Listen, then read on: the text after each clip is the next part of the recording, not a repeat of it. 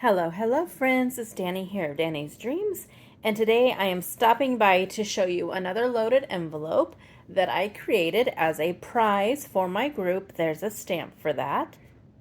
This was for the month-long autumn Halloween challenge for October. I'm a little bit behind in getting it out.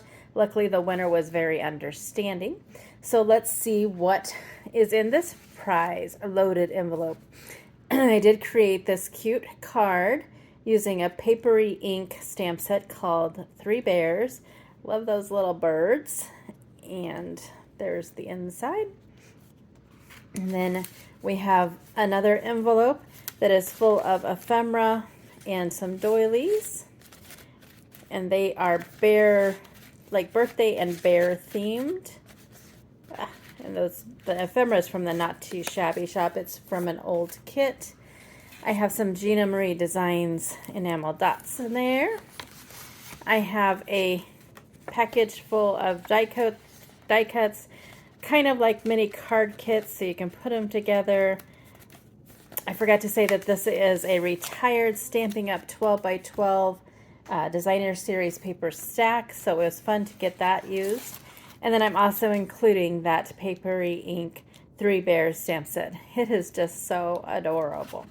And then there's a peek at the inside of the envelope with those butterflies peeking through. Again, these are so easy. I will link below how to create it. And also in December, Crafty Al and I are going to get together again, and I'm going to be showing also how to create it there. Super easy. I love making these, and I think that it just makes getting a prize just a little bit more personal and a little bit more fun than just here's a stamp set or here's a gift card or something. So that will be going out soon. I will post the video once the winner has received it.